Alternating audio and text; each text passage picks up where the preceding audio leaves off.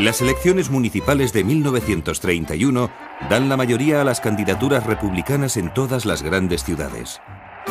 Ante esto, Alfonso XIII opta por salir del país con destino a Francia, para terminar instalándose en Roma, capital de la Italia fascista. Un gobierno provisional convoca cortes constituyentes y se proclama la Segunda República. Niceto Alcalá Zamora será su presidente hasta 1936. España, gobernada hasta entonces por una oligarquía de notables, con un clero muy presente en la vida cotidiana y un ejército influyente en la vida pública, va a conocer por primera vez una democracia auténtica.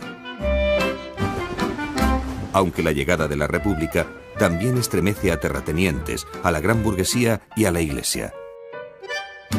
No obstante, la mayor parte de los españoles quiere modificar un sistema político atrofiado. La Constitución del 31 sitúa a España como un Estado democrático y laico con estatutos de autonomía. Manuel Azaña, intelectual, progresista y burgués, encarna en su persona el espíritu de la República, de la que será jefe del primer gobierno constitucional y presidente desde 1936. Los ideales del nuevo régimen quedan fijados en la Constitución de 1931, que reconoce el derecho de voto a la mujer y establece la secularización del Estado. Con las primeras hojas de los chopos y las últimas de los almendros, la primavera traía a nuestra República de la mano.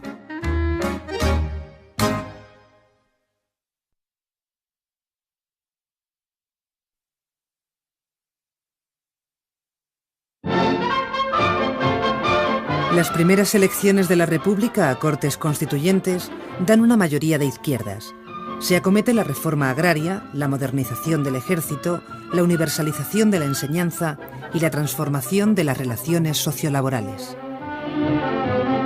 Quizá el proceso más conflictivo sea la secularización del Estado, que se hace con poco tacto y con cierto ánimo de revancha.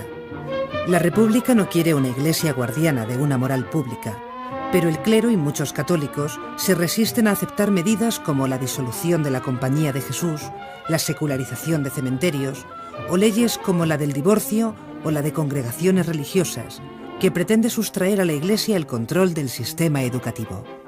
La República la traen los intelectuales. Será un proyecto de lo que se ha llamado la generación de 1914. Ya se pronuncian en favor de una modernización y racionalización de la sociedad. La figura del maestro se convierte en arquetípica. El maestro de escuela, el maestro rural, es el que tiene que educar y tiene que preparar a esas nuevas masas para una democracia auténtica, que no sea patrimonio de las clases poderosas, de los ricos, de los caciques y de los oligarcas. Las pastorales de algunos obispos encienden los ánimos de los republicanos más exaltados. Poco a poco, los moderados de izquierda y de derecha serán rebasados por sus extremos. Por la izquierda los anarquistas, por la derecha los fascistas. Buena parte de los anarcosindicalistas, entre los que la Federación Anarquista Ibérica, la FAI, ejerce gran influencia, creen que mediante la huelga general y las insurrecciones de campesinos y obreros se logrará la quiebra del orden burgués y la instauración de una sociedad sin clases ni Estado. No aceptan la República. Proponen el reparto de la tierra entre los que la trabajan y una economía colectivizada. Aspiran a una sociedad sin propiedad privada. Los extremistas de derecha se dejan llevar por influencias de Alemania o de Italia. Nace la Falange. Su fundador, José Antonio Primo de Rivera, hijo del dictador, aúna las ideas fascistas en un movimiento antiburgués, antidemocrático y católico integrista. La depresión económica que azota a Europa y una feroz sequía siembran el pesimismo cuando la República apenas está estrenada. Por otra parte, la reforma agraria no contenta a los campesinos más pobres y a los jornaleros, muchos de los cuales siguen los llamamientos anarquistas. En Andalucía y Extremadura se producen violentos enfrentamientos entre campesinos y fuerzas de orden público. El descontento de las clases trabajadoras y la represión de la agitación campesina y obrera afectan a la credibilidad del gobierno de izquierdas, que sufre además los ataques de la derecha. 2 años después de proclamarse la República, el centro-derecha gana las elecciones, la Confederación Española de Derechas Autónomas, la CEDA, una coalición antirrepublicana dirigida por José María Gil Robles. Estalla una huelga general en Asturias que se convierte en una verdadera revolución. Es la llamada Revolución de Octubre, sofocada por el ejército. A la vez, la Generalitat de Cataluña se levanta contra el gobierno de derechas. En Asturias, el general Francisco Franco dirige una dura represión con ejecuciones y 30.000 detenidos. En este ambiente, la izquierda se organiza en el Frente Popular, que gana las segundas elecciones generales. Las elecciones de febrero del 36 dieron la victoria a la coalición del Frente Popular de Izquierdas frente a la coalición antirrevolucionaria, así llamada, de las derechas. Fue en votos absolutos una victoria menor, no más de 200.000 votos de diferencia, pero que el sistema mayoritario entonces vigente generó pues una abrumadora mayoría absoluta que permitiría al gobierno gobernar sin oposición prácticamente. Y eso es lo equívoco de las elecciones. El país se había manifestado dividido casi por la mitad, pero el sistema mayoritario daba al gobierno claramente al Frente Popular. La República está en peligro. A las tensiones entre izquierdas y derechas sobre temas como las autonomías catalana y vasca, la reforma agraria, la reorganización del ejército o la política religiosa, se suma la conflictividad social, directamente relacionada con la crisis económica mundial. En cambio, el esplendor cultural que vive el país antes de la guerra es portentoso. La residencia de estudiantes se propone complementar la enseñanza universitaria mediante la creación de un ambiente intelectual y de convivencia adecuado para artistas y científicos. Entre las personalidades que acuden a sus salas figuran Albert Einstein, Marie Curie, Igor Stravinsky y Le Corbusier, entre otros muchos. En España, la residencia de estudiantes es la cuna de la generación del 27. A la residencia acude Severo Ochoa, futuro premio Nobel, y en ella establecen una intensa relación Buñuel, Dalí y Lorca, 3 hijos de la burguesía de provincias, cosmopolitas y viajeros. Dalí y Buñuel escriben y ruedan Un perro andaluz, máxima expresión del cine surrealista. Ese perro andaluz es el granadino Federico García Lorca, cuya muerte posterior identificará en toda Europa al franquismo como la antítesis de la cultura. El surrealismo, movimiento que nace en Francia, propugna el lenguaje onírico, la escritura automática o bajo los efectos de los estupefacientes. Pero estalla la guerra civil. 3 años de guerra por delante. La sublevación militar dirigida por Mola y Franco parte el país en 2. Los republicanos no están unidos.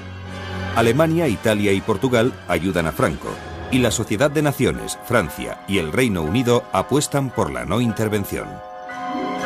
La Iglesia española legitima a los sublevados al calificar la guerra de cruzada y al general Franco como caudillo de España por la gracia de Dios. En un principio, los dos bandos fracasan. El levantamiento militar no triunfa en todo el país y el Estado no puede acabar con la sublevación. Con la ayuda de aviones alemanes, el ejército de Marruecos avanza desde Andalucía hacia Madrid. Se detiene en Toledo, donde Franco alcanza un triunfo simbólico al liberar el Alcázar, asediado por milicias republicanas. Los republicanos defienden Madrid al grito de «No pasarán». Mientras los frentes cambian y miles de españoles mueren en el campo de batalla, la guerra hace de la cultura un elemento de lucha psicológica. En la Exposición Universal de París, la República presenta un excelente pabellón en favor de la causa republicana. Picasso crea para el pabellón su Guernica. Se pretende llamar la atención sobre las potencias europeas del desastre que se acerca.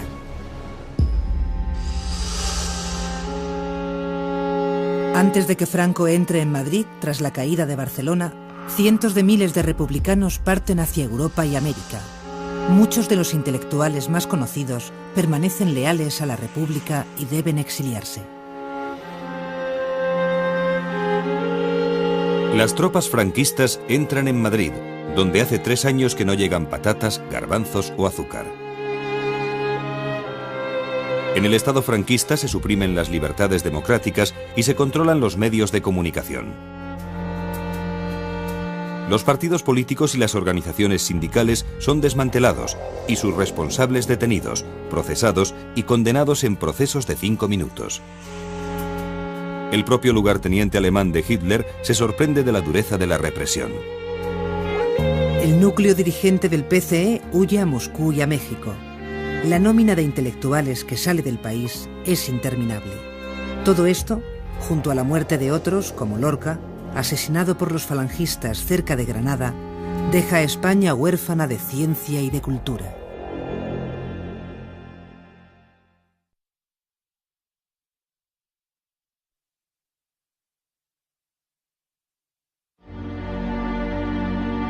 El franquismo supone una quiebra en las tendencias modernizadoras de la República. Desde los inicios del nuevo Estado se confunde el régimen político y la persona de Francisco Franco. El régimen del general Franco era una dictadura personal que se basaba sobre 3 grandes pilares que sostenían lo que se llamó el régimen político.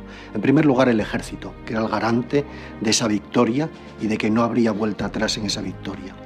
En segundo lugar, la Iglesia Católica, que no colaboró con el régimen, es que era parte del régimen, era un pilar. Es la institución que garantizaba y que controlaba la vida cultural, las costumbres, la moral y una parte importante de la movilización y la sociabilidad de los españoles. Y en tercer lugar, el Partido Unificado, la falange tradicionalista, encargada del control de la retaguardia, de los sindicatos, de la movilización juvenil, el Frente de Juventudes, de la mujer, la sección femenina. Estas 3 instituciones tenían como clave de bóveda la figura del general Franco, que era generalísimo de los ejércitos, cruzado por la fe de Cristo y jefe nacional del único partido, solo responsable ante Dios y ante la historia. Tras la guerra hay una afiliación masiva a la Falange, más por interés que por su atractivo ideológico. Pero Falange, tras el fusilamiento de su fundador, José Antonio, al principio de la guerra, se convierte en un apéndice del franquismo y no es el partido único de ideología fascista. En efecto, Franco fusiona Falange con los grupos tradicionalistas y es esta nueva Falange la que se convertirá en el llamado Movimiento Nacional. Así, más que un partido, es un grupo de poder que Franco utiliza para movilizar a los ciudadanos. Bajo la tutela de Falange, el régimen, a semejanza de otros regímenes totalitarios europeos, crea diversas organizaciones de masas. Tal es el caso de la sección femenina, dependiente de Falange. A través de ella se forma a las jóvenes en los valores católicos tradicionales y en los postulados de un régimen para el que la actividad social de la mujer se restringe al círculo familiar. Como mucho se le reservan tareas en los servicios sanitarios, de asistencia social o de beneficencia.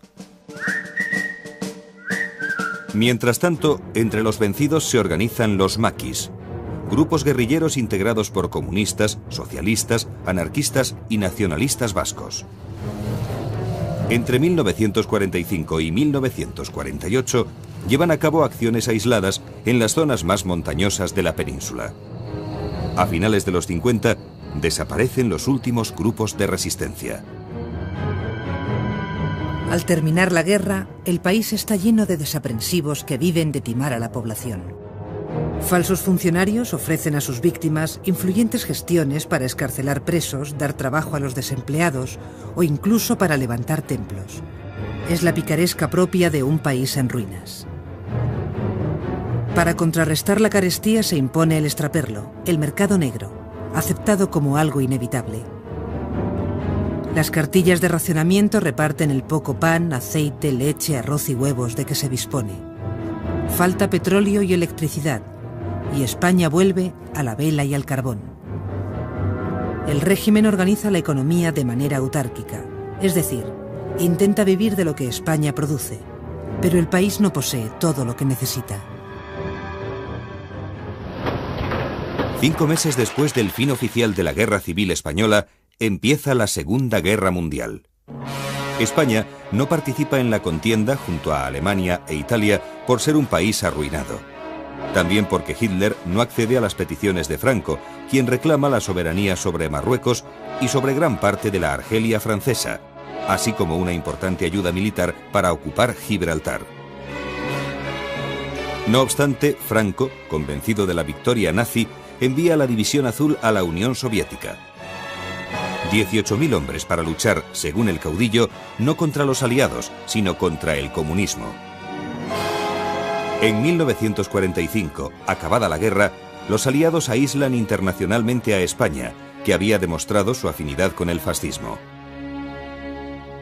El franquismo prefiere dar entretenimiento a dar cultura. 1 millón de aparatos de radio difunden seriales radiofónicos. Unamuno y Ortega desaparecen de los libros de texto. Frente a ellos se propone la cultura de la evasión, de la mano principalmente del cine. Se empieza rodando la grandilocuencia épico-militar para pasar por la comedia amable, el folclore andaluz, el casticismo madrileño y las películas con niño. Y la revista se convierte en el único espectáculo donde la censura permite alguna licencia erótica. En los teatros se asiste a comedias de Jacinto Benavente y Enrique Jardiel Poncela, y aparece la literatura de kiosco especializada en 2 subgéneros, la novela rosa y la novela del oeste. Los toros son especialmente bien vistos por el régimen. Los éxitos futbolísticos son empleados por el régimen para exaltar el nacionalismo.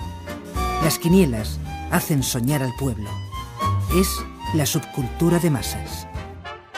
Madrid y Barcelona se llenan de chabolas con personas que llegan del campo. En estos años se crea el Documento Nacional de Identidad obligatorio para mayores de 16 años.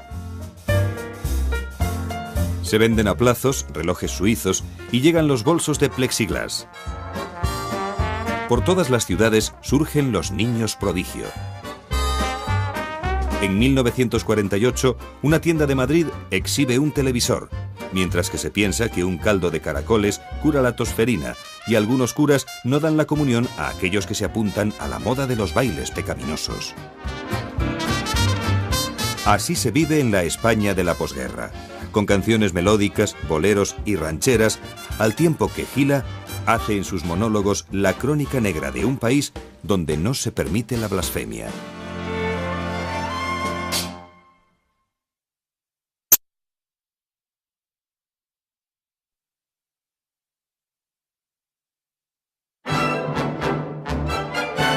Durante los años 50, España rompe su aislamiento y se incorpora a los organismos internacionales.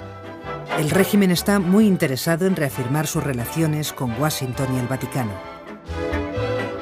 La coyuntura internacional favorece a los intereses de Franco.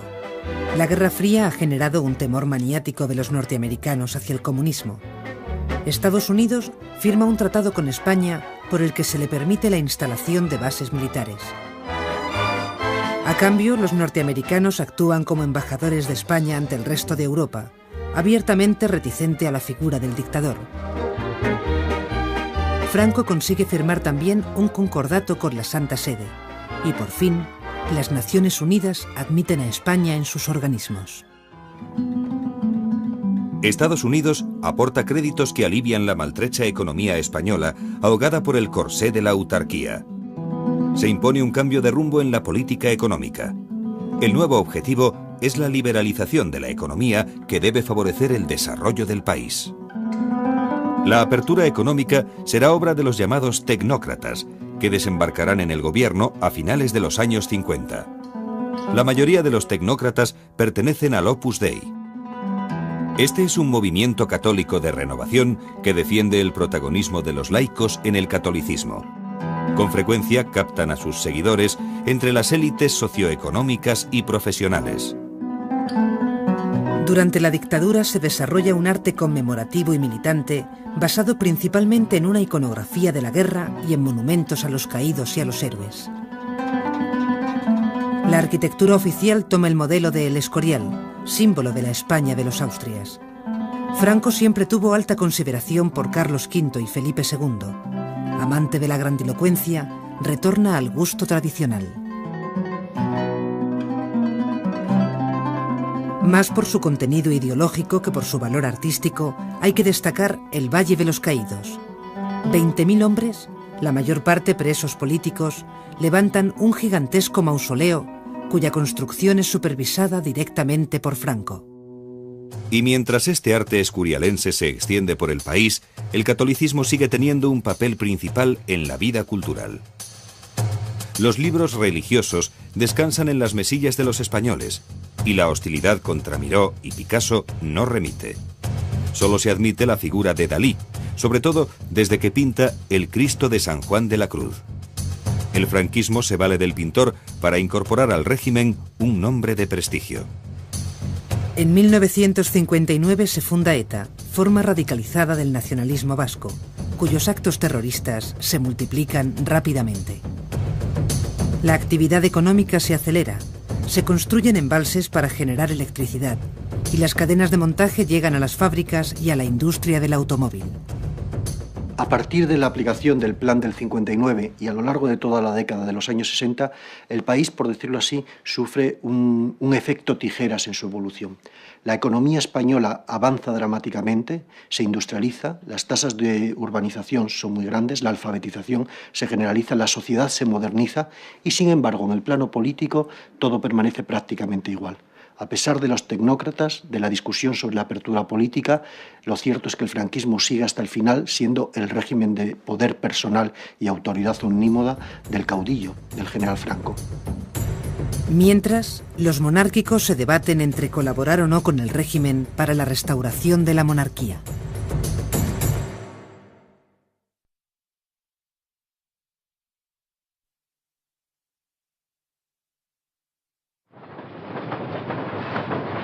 En los años 60 se construyen locomotoras eléctricas y se impulsa la industria del automóvil. El crecimiento del turismo desarrolla la construcción y trae divisas. Se exportan vinos, cítricos y aceite.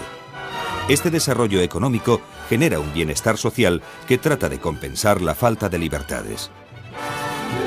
La mecanización de la agricultura y el superior nivel de vida de las ciudades lleva a la población del campo a emigrar a los grandes núcleos urbanos. Cataluña, País Vasco, Madrid y Valencia recogen el éxodo rural. Se contabilizan hasta 4 millones de cambios de residencia. Un volumen creciente de españoles pasa de vivir en el campo a vivir en unas urbes donde comienza a crecer la clase media. Surgen pequeños empresarios en el comercio y aumenta el número de trabajadores industriales. Y desde lo alto se divisan unos edificios plagados de antenas de televisión. Los padres empiezan a tener en cuenta que sus hijos deben mejorar en la escala social. Se pierde la herencia ocupacional. Los hijos pueden no continuar con el oficio del padre. Los españoles conocen un coche que es mucho más que una Vespa, el 600. La evolución y mejora del sector automovilístico es constante. Los primeros automóviles estaban equipados con un motor a vapor, pero enseguida los motores de explosión desplazaron a estos. Más tarde, Rudolf Diesel inventó el motor que lleva su nombre. Su gran ventaja es que aprovecha mejor la energía. La producción en serie permite que una parte importante de la sociedad pueda comprarse un automóvil. Esta es sin duda una de las revoluciones sociales y económicas más importantes del siglo XX. El automóvil siempre ha sido un diferenciador social. La propia industria es la encargada de vender sus coches utilizando estos argumentos. Coches como los Hispano-Suiza o el Pegaso deportivo gozan de un gran prestigio social.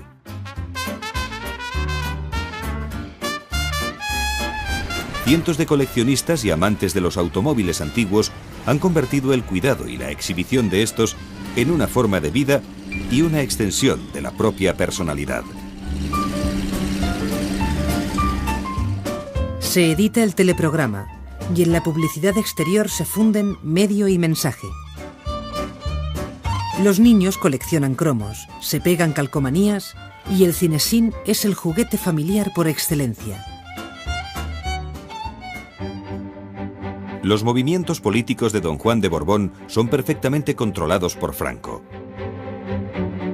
La figura de don Juan de Borbón, el pretendiente al trono, cobra mucha importancia en los años finales de la Guerra Mundial y en la inmediata posguerra, porque se presenta como la garantía de una transición pacífica del franquismo a un nuevo régimen liberal, sin incurrir en el peligro de la República, del restablecimiento de la República o de cualquier operación política de incierto desenlace.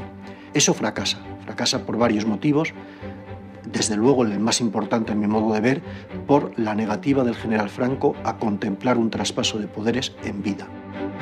Pero en 1969, Franco nombra a Juan Carlos, hijo de don Juan, como su sucesor, con el título de Príncipe de España. A pesar de los grandes sacrificios que esta tarea pueda proporcionarme, estoy seguro que mi pulso no temblará para hacer cuanto fuere preciso en defensa de los principios y leyes que acabo de jurar. De este modo, el general aparta de la sucesión al trono a don Juan, caracterizado por su orientación liberal. Franco aspira con ello a crear una monarquía basada en los principios del movimiento.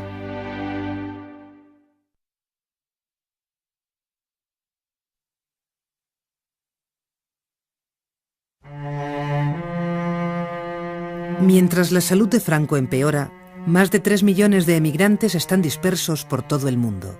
Suiza, Francia y Alemania Federal dan trabajo a 2 millones. Las divisas que envían a España sanean una economía incapaz de absorber toda la mano de obra. Otro millón de españoles sigue viviendo en América. En los 70, España vive el fin de la prosperidad económica. Es la crisis petrolífera mundial. La prosperidad vivida en los 60 no deslumbra a los españoles que reclaman libertad. Reaparece la oposición obrera y estudiantil. Se trata de formar hombres y no maricas. Y esos melenudos trepidantes que algunas veces se ven, no sirven ni con mucho a este fin. En las universidades entran profesores cuyos méritos son intelectuales y no políticos. Los hijos de la burguesía llenan las aulas.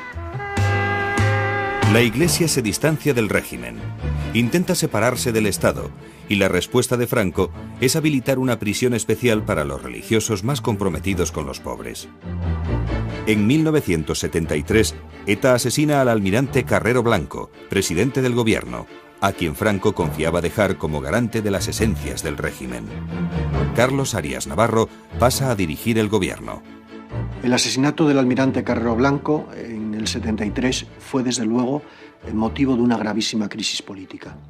El general Franco perdió a su mayor y más íntimo colaborador desde el año 41, probablemente a su alter ego, el hombre que estaba detrás de muchas de sus decisiones y que le asesoraba íntimamente en todos los pasos políticos, y se encontró con la necesidad de un relevo inesperado y muy difícil, porque no estaba claro cuál era la línea política a seguir de continuidad inalterada en un contexto de progresiva crisis política agravada por la económica y ya sin el hombre fuerte que era el almirante Carrero, el heredero in pectore de los poderes de Franco, en colaboración con el príncipe de España, que ya era reconocido como sucesor. 2 miembros de ETA y 3 del FRAP, un grupo revolucionario de orientación comunista, son ejecutados por el régimen.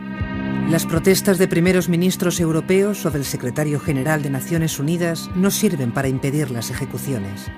El Papa, Pablo VI, llama al pardo, pero la respuesta es: el caudillo está durmiendo. Los obispos de San Sebastián y Bilbao piden clemencia y critican tanto al terrorismo como a la represión franquista. Durante los últimos días de su vida, Francisco Franco y su entorno quieren mostrar más firmeza que nunca. Esto supone que la dictadura termine absolutamente aislada en la comunidad internacional. Marruecos aprovecha esta situación para forzar la retirada española del Sáhara mediante la marcha verde de miles de marroquíes sobre este territorio.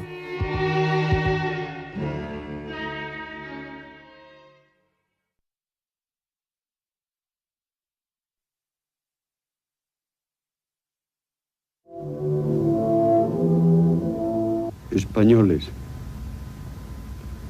Franco ha muerto. El 20 de noviembre de 1975, tras una larga enfermedad, muere Francisco Franco. Pese a que hay una sucesión decretada, se viven unos días de incertidumbre. Mientras unos celebran su muerte, otros la lloran. Son días de miedo en los que los españoles no ven claro cuál va a ser el futuro del país. A pesar de que la gran mayoría de los ciudadanos entienden que ha llegado la hora de la democracia, la cuestión no es sencilla y en el ambiente se respira que puede pasar cualquier cosa. La oposición y los sectores franquistas tratan de llegar a un consenso. La sociedad española se prepara para iniciar el camino hacia la democracia.